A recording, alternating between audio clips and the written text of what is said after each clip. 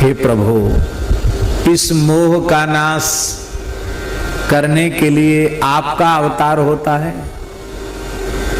कहाँ अवतार होता है? ज्ञान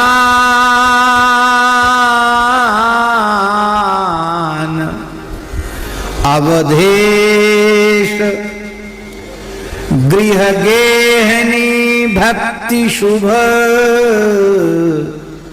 तत्र अवतार भूभार हरता। साक्षात स्वयं मनु के अवतार श्री दशरथ जी महाराज ज्ञान स्वरूप हैं।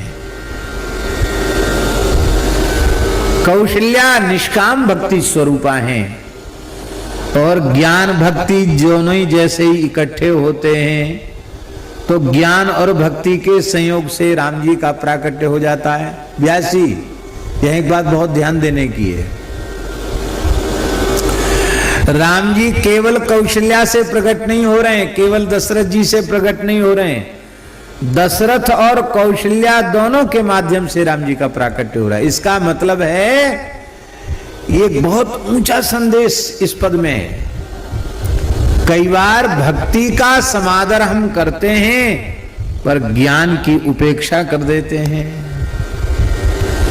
कई बार ज्ञान के प्रति इतना आग्रह कर लेते हैं कि भक्ति को कोरी भावुकता मानकर उसकी उपेक्षा कर देते हैं। लेकिन भैया, प्रभु का प्राकट्य तो ज्ञान और भक्ति दोनों के संयोग से ही होगा। न केवल ज्ञान में भगवान को प्रकट करने की शक्ति है और न केवल भक्ति में। ज्ञान और भक्ति दोनों का संयोग होगा तो श्री राम जी का प्राकट्य होगा।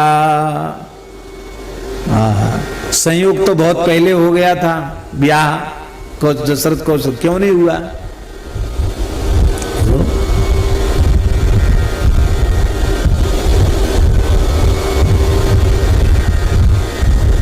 हमारी भक्ति के ऊपर, हमारे ज्ञान के ऊपर जब संत सद्गुरु का अनुग्रह हो जाता है, ध्यान में आई बात, हमारा ज्ञान, हमारी भक्ति जब संत सद्गुरु की कृपा भाजन बन जाती है तब उसमें राम जी को प्रकट करने की सामर्थ्य आती है।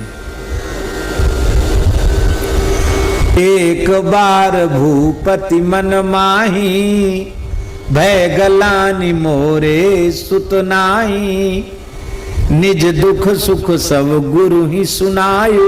गुरु जी को सुनाया। श्रृंगी ऋषि वशिष्ठ बुलावा पुत्र काम शुभ यज्ञ करावा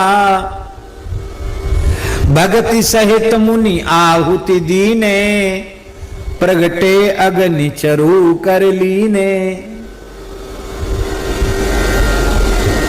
ऐसे कोरे कोरे ज्ञान में भी और कोरी कोरी भक्ति में भी नहीं, ज्ञान और भक्ति दोनों संत सद्गुरु की कृपा से सिंचित होने चाहिए।